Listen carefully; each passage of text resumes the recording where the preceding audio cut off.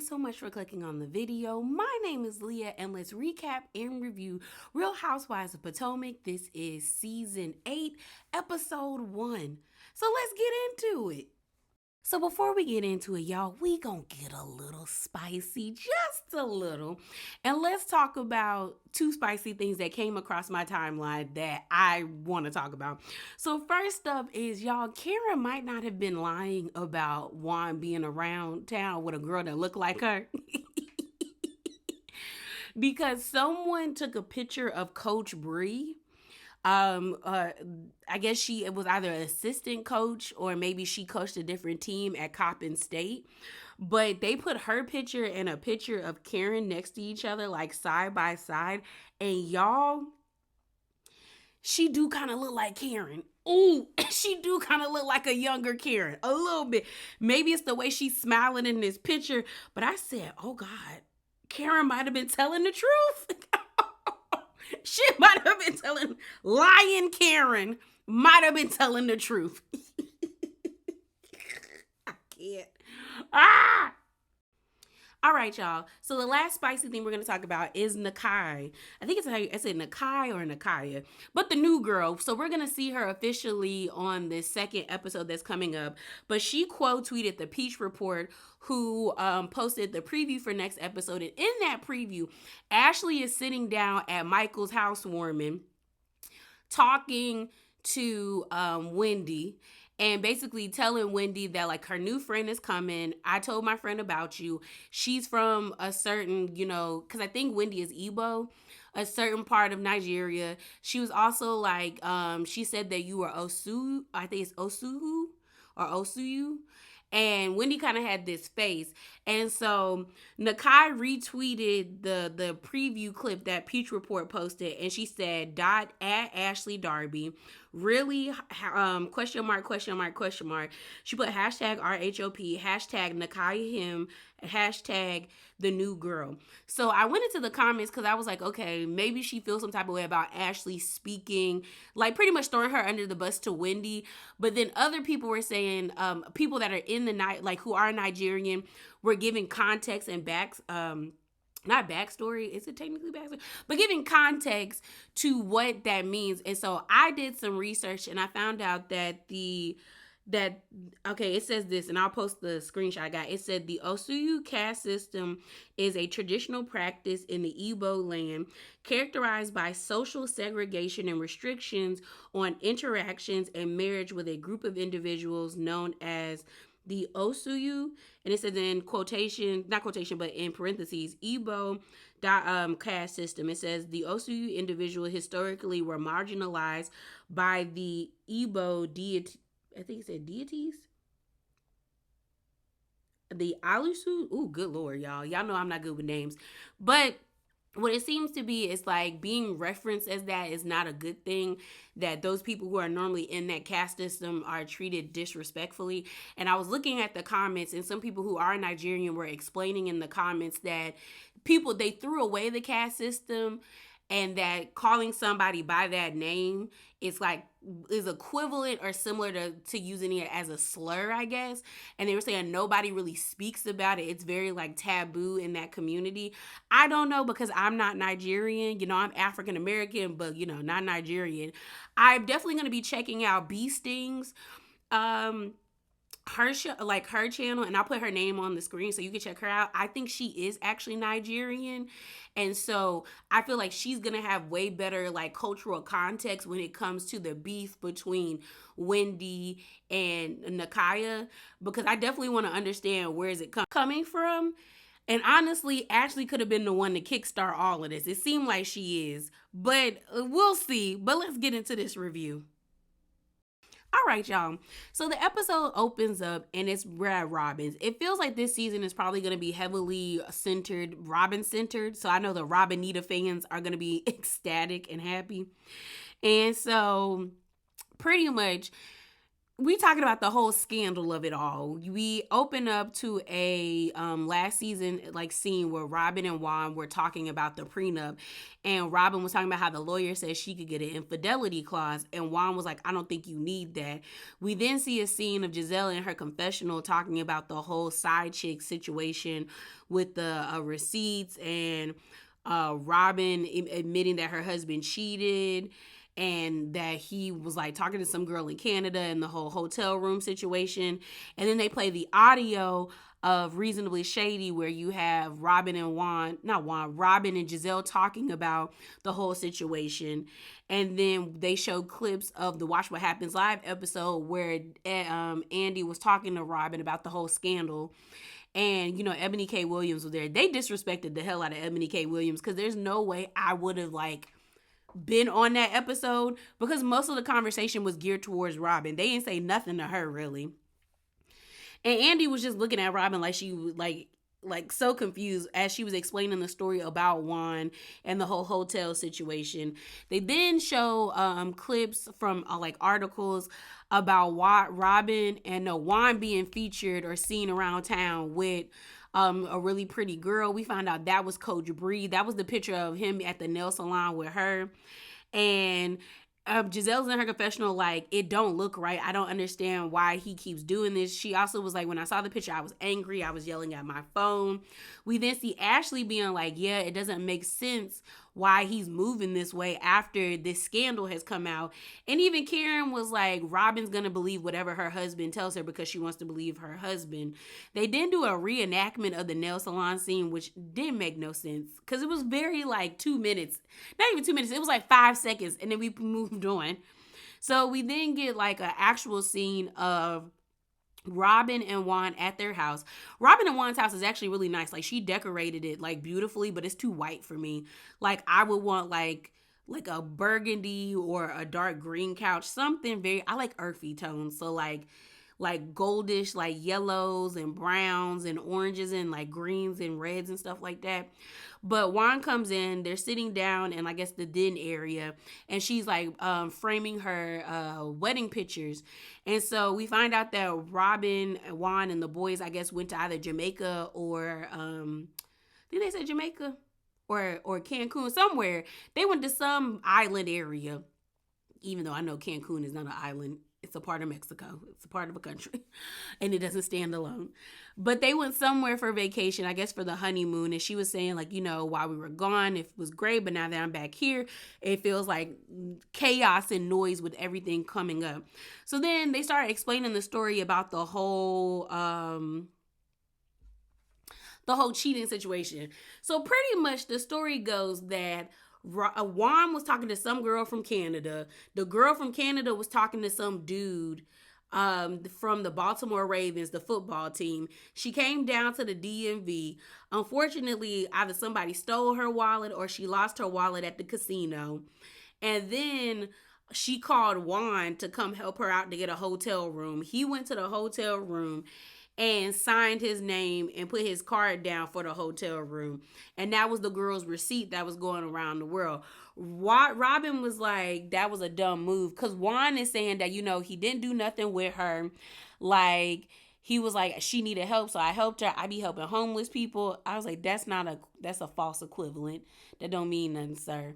So then Robyn was talking about how, like, she didn't think that everybody, like, the response that they got was going to be so big with like the reveal of this whole situation. She was surprised at Karen's response. She thought Karen was going to be the one to bring it up. She was also really surprised by Candice's response, because she felt like she was there for Candice. But Candice felt betrayed. She felt blindsided, which is understandable. I know the Robinitas don't see it that way, but I do. This whole entire season, like, if I was Candice, I would feel some type of way. Like, the whole entire season, your best friend was around here, who knowingly also knew that your man had cheated on you, saying that my man was moving funny and was trying to like hop into her draws. And now it's being exposed that your man is actively cheating on you and moving like shady, and that wasn't the topic of conversation. And although in the beginning Robyn was on Candice and Chris's side, when it came down to the reunion, she clearly has shifted to Giselle's side. And if I was Robyn, like, not if I was Robyn, but in my opinion, Robyn just should have been quiet through the Chris and Candice segments. Her whole, like, can we all agree that a married man shouldn't be in another woman's hotel room? Girl, shut up unless you was going to tell on yourself and be like, because my man was caught in the hotel room too.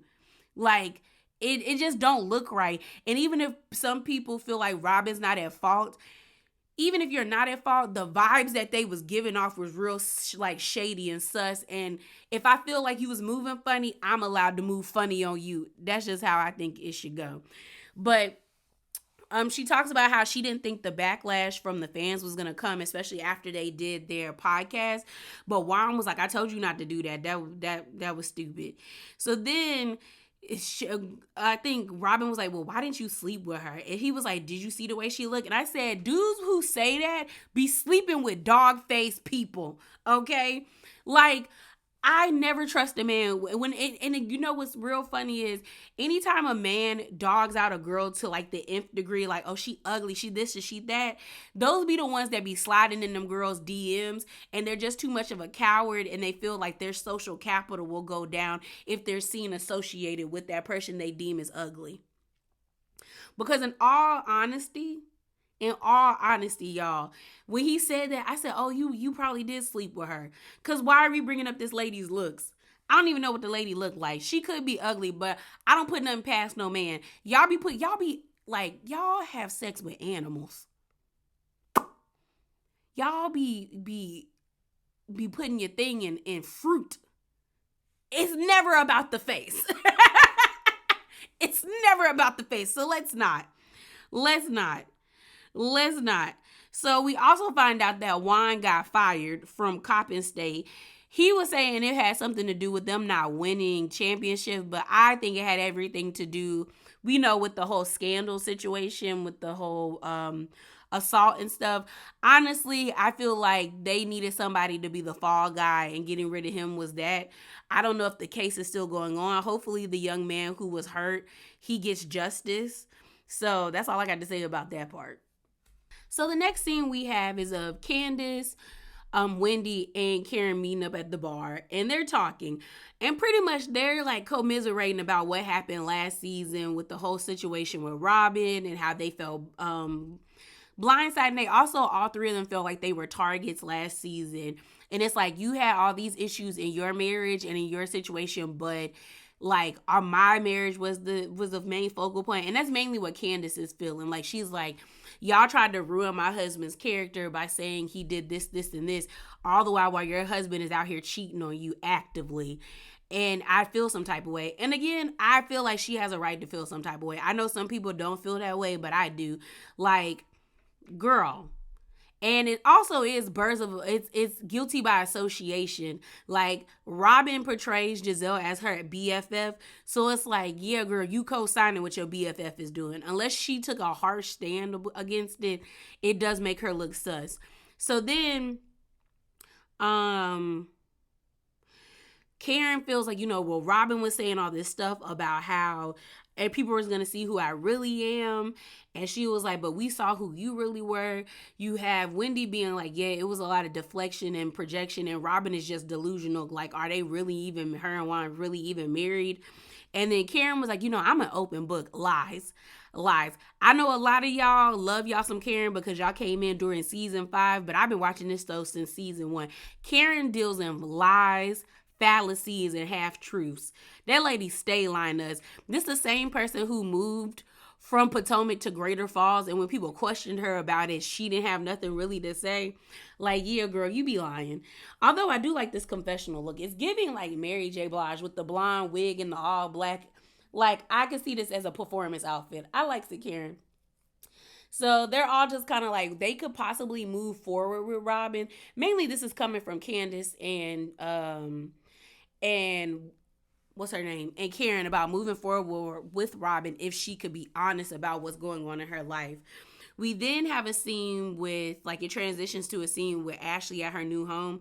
We find out that the home is 4 bedrooms, 5 baths. It's 3,400 square feet, and it's $2.2 million, I guess. Like, that's the mortgage, or you know what I mean. That's how much the house is worth. The house kind of looks like an Airbnb. I'm not gonna lie. It's not a lot of pictures everywhere. It's giving Airbnb. And y'all, I told y'all that she was not divorcing that man. I told y'all that. I told y'all she wasn't divorcing that man, and I wouldn't believe it until I saw the ink dry on them divorce papers. It also makes me question, like, what in the entire hell has Ashley been doing? You've been on this show for 8 seasons. We're on season 8. It's been 8 years, and you have not been able to financially, like, find something where you could detach from this man and not rely on him and be able to take care of yourself. The fact that she was in her confessional being like, yeah, I'm dragging my feet. You know, it's kind of nice to have that security because Michael's name is on the mortgage. Girl, what? Why is his name on the mortgage? And it's like, I mean, I guess for me, I'm too paranoid. And I know how shisty people can be. And I know how, like, I can get when I'm mad. I would kick you out that house if anytime you piss me off. So I know men would do it. So I'm just like, and Michael Gibbs, he would do some type of energy like that. Or some type of, like, he would be that disrespectful and hurtful towards you to do that. And it's weird to me. It's so weird to me. And also, Ashley was not watching them kids, and it was stressing me. Yeah, you got the youngest child. I think what's their name, Dylan and Dean. You got Dylan on the kitchen table, like full body on the kitchen table. I'm worried the boy gonna do a backflip and bust his head wide open, falling off the table. You then got Dean on top of the counter, like pulling his brother up by one arm. I'm like, he gonna pull that baby's arm out the socket onto the counter with him. And Ashley's like, you know, it's hard being a single mother. But then you have a nanny named Daisy. I'm like, how much is you paying Daisy? Because she's not doing her job. Because why are you allowing these children to just climb on top of things? Like, I was so like, oh, someone's gonna bust their head open. I'm waiting for one of these kids to fall because you're stressing me out. Like, nobody was like, it was making me uncomfortable. So we then see her go out onto, like, I guess her porch. She's sitting on her swing and she gets a FaceTime call from Jazelle. And Jazelle pretty much lets her know that she wants to do a, like, come to Jesus moment with Robyn about the whole Juan situation, because Jazelle was like, Robyn out here looking delusional and crazy and we got to fix that. Then Jazelle talks about, I'm like, a lot of people haven't come back from Robyn what Robyn has come back from. I'm really worried about her mental health. And like a lot of people pointed out, you are never really worried about anybody else's mental health, which also shows how much of a crappy person you are, Jazelle, because you know that prying and prodding and making situations worse for others in their relationships can lead to struggles with mental health. And you did it to Candice, which was wrong. And it's just kind of like, it shows that you never really cared about her. Like a lot of people have said, like Candice's friendship for Jazelle was a means to an end to get Monique off the show, which I don't have no problem with Monique being gone. But it just shows she never cared about her, because if she genuinely cared about her, she would be treating that situation that she had with last season with a lot more care and respect, the same way she's trying to do it with Robyn. And like I said, it just shows how crappy of a person she is. And I get it, for Jazelle and Robyn, this is just a job, but it also makes you look shitty. And it's like, even if it was a job, it's just like, I don't think I would want my reputation or my character to be that tarnished by the end of this job. Because eventually there will come a time when they will no longer be a part of this show and they will move on, or the show might not get renewed. And it's just like, always having that in the back of my mind. If I was one of them, I would try to move accordingly. But that's just me. So Ashley's kind of like, she don't know if she really want to have this conversation with Robyn, because she was like, girl, the last time, the couple of times I tried to talk to Robyn about her relationship, it didn't go well. Yeah, Ashley, it didn't go well because you weren't coming from a place of concern. You were coming from a place of being like mean. Like, Robyn told you to let it go and you never let it go. You were just always on her neck. That's why everyone was kind of disappointed in Robyn last season, because she wasn't on your neck. All right, y'all. So the next scene we get is of Jazelle and Jason. And if you don't know, Jason is on another Bravo show called Winter House. There's Summer House, and then a spinoff of Summer House was Winter House. And I think it's going on right now, but it has several other cast members from other shows. I think a few people from Family Karma. You got Jordan from Summer House Martha's Vineyard, which is also a spinoff of Summer House. So the way they got together was, remember, Ashley was dating Luke, I think that's his name, from Summer House, and I guess she hooked Jazelle and Jason up. But we found out that Jazelle and Jason, I guess, officially started to like see each other. The girls were kind of peeping, and I guess they were at a function. Jason was there, and it looked like he was following them around. And Grace, and shout out, Grace got her own confessional. I saw somebody online say the Gia Judice effect. But Grace is a beautiful girl, and she looked really pretty in her confessional. But she's sitting in the confessional and she was like, yeah, we like them. I don't know. I know a lot of people feel like this relationship between them is manufactured. I slightly think so as well, but I also don't think Jazelle would have some random man around her kids. So I do think there is a relationship there. The girls seem to really like him. Maybe they know what it is, but it's nice. I was also happy that Jazelle was able to take Grace and the girls to Dubai. We all know that Grace is off to college. I think she goes to FAMU, where Alora, Dr. Heavenly daughter from Married to Medicine, her daughter goes to. But, you know, Jazelle was getting a little emotional. I think that was Grace's gift to take her to Dubai. It seems like they had a really wonderful time. And I'm happy for her. I'm glad she got into college. I hope she's down there having a good time and she's safe. And, you know, it's interesting to see Jazelle be slightly emotional because she's always holding it in. We know one thing's for sure. Jazelle may be a crappy person, but she loves her daughters down. And that's like the one redeeming quality, in my opinion, about Jazelle is the way she loves her daughters and how she wants to give them the world. And I love that for them, that they have a mom that wants to do that for them. I don't know how long I'm going to be able to take the whole Jason thing because it really doesn't feel like they got chemistry like that, you know? It seems like he just, you know, an F buddy, which is okay. They both consenting adults, but it's not giving what I think they thought it would give. We then see this scene with Mia and Gordon. So we all know Mia and Gordon got kicked out of, well, I mean, they had to downsize because we know Gordon got kicked out of his position as a CEO, a part of the Joint Chiropractors. And I think the first, like not the first, but the home that they were staying in last season, I think was 11,000 square feet. And then they moved back into an apartment, which was 1,500 square feet, which is a crazy way to downsize. It's a crazy way to downsize because you think about how much stuff you need to fill an 11,000 square foot home to like a 1,500 square foot apartment. That's wild. That is wild. But like I said, Gordon lost his position. I did the drama videos for that. Honestly, I really don't think Mia knows what's going on with the whole Joint Chiropractor thing. From my viewpoint, and if I'm just out here being messy and trying to come up with my own things, I think maybe Gordon was spending too much money on Mia, or they were trying to keep up with the Joneses now that they were a part of Potomac, and the family was like, yeah, you spending too much money we don't have, or money that we do have, but we don't think it should go to that. And the way that they portrayed their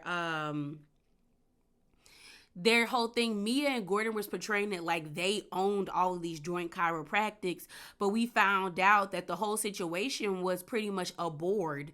Like the family made decisions on where things were at. Mia lost her position. I think she said she was like a marketing manager, and they're just trying to figure out what to do. We found out that Gordon was depressed after it. He was sitting on the couch for 2 months. He was thanking Mia for sticking by his side, which I'm like, that's what she's supposed to do. She's your wife, and vice versa. If she was down for 2 months, you were supposed to stick beside her side. But yeah, what it sounds like to me is Mia doesn't know what's going on, and that's because Gordon is not telling the truth. And that's what it really feels like. Even on the reunion, when she was trying to explain the business, it sounded like she was just regurgitating what Gordon told her because she didn't have a basic or a true understanding of what was going on, in my opinion. And the last scene we get, before we get to the last scene of the episode, was of Candice and Chris. They're having like a picnic. I said a picnic in the pig. They're having a picnic in the park. We find out that Candice is doing a good job touring. I saw a lot of my mutuals. I think at least like 4 or 5 of them actually attended Candice's tour, and they said they had a wonderful time. So she's doing something that people are really enjoying. She wants to go on tour again, but she realizes she has to foot the bill for everything. And she was like, yeah, I'm going to be spending at least 6 figures, because she wants everything. She wants the hair, she wants the boobies, she wants the dancers, she wants the band. She wants to have and create a wonderful experience for her audience, which makes sense. She also talks about how she wants to talk to Robyn, but she just doesn't know, because it's like, and she even acknowledges that in the beginning, Robyn was really on her side. But like I told y'all, Robyn messed up at the reunion. Robyn just should have been quiet and let Jazelle take her lashings.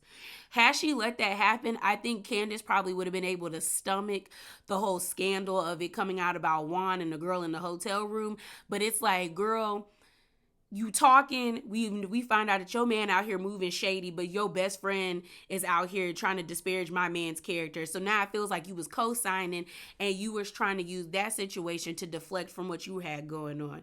And Candice is just taken aback by it, but she doesn't know. It seems like she wants to move forward with Robyn, or at least gain an understanding, but I don't know if that's gonna happen.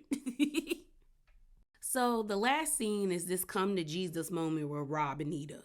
So we're at Jazelle's $900,000 teardown. And y'all, I feel like the best part of Jazelle's house is her outside area. I think it looks great. I wonder if she has like a TV out there. I know if I had it, I would probably try to put like a projector or a TV out there, especially during Halloween. Like, I think that'd be cool to watch movies in the woods and be all spooky and stuff. But I don't understand why she ain't got that walkway together. Everybody is like shimmying to the left down the ramp in their heels. And I think Robyn was the one that was like, yeah, they need to put steps in there. And they definitely do, because like, everybody was struggling.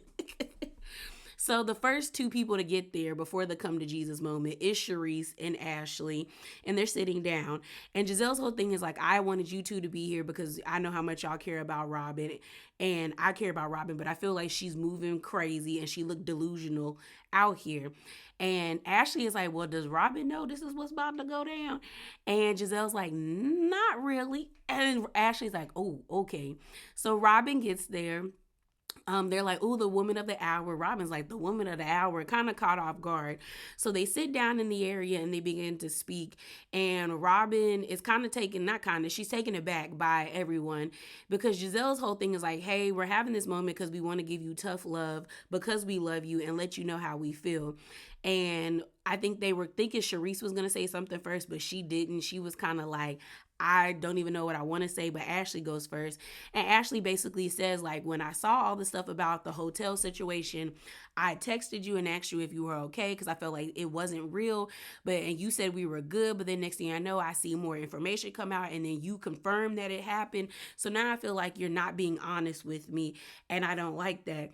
So then Jazelle's like, yeah, he moving funny. So they all start talking to Robyn and being like, okay, if you don't believe the whole hotel situation, okay, you don't believe it, but you have to understand how weird and how sus and how disrespectful and embarrassing it is for Juan to be out filmed with, or to have people take pictures of him while he at the nail salon with old girl.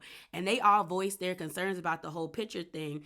And Robyn's whole thing is like, well, I'm not going to tell him not to be cool with people when we've been over it. Like, it happened 3 weeks ago. We worked through it. I told him to get out. He didn't leave the house. And Robyn's like, I'm good. Like, we're good. And then Charisse asked her, she was like, well, Robyn, we just want to know, are you okay? Are you happy? Because you don't seem happy. And she was like, Robyn ends up saying that the world stole her joy. And the way, and she said the world stole her joy, and it doesn't have anything to do with Juan Dixon. And the way Ashley looked at her like, oh, she crazy. I was like, Robyn, what? The world did not steal your joy. And I was glad that Jazelle was like, the only way the world can steal your joy is by way of your husband who is not moving correctly. Charisse ends up getting emotional and saying that it's been pretty much really hard watching what's happening, because it seems like it's a parallel situation to what happened with her and Eddie, her ex-husband. She was like, he cheated on me. He did all these things, and I was always making excuses after excuse after excuse. And then one day he just up and left, and she was like, and I was just left stunned and confused, because I'm like, I bared the brunt of all of your mistakes, and then you just got tired and you left. And a lot of people have always made statements about how men will cheat and disrespect you because they don't have the balls enough, or they're cowards and they want you to leave them, not the other way around. Instead of just being like, you know what, this situation is not working out for me, I'm gonna leave. I've also heard people make statements where they're like, if a guy is constantly cheating on you and you always take them back, they lose respect for you. So maybe that's why Eddie left. But I'm a firm believer in, you don't have to tell me you don't want me more than once. And even if you don't tell me, but I get the vibe that that's how you moving, then I'm out. I'm out.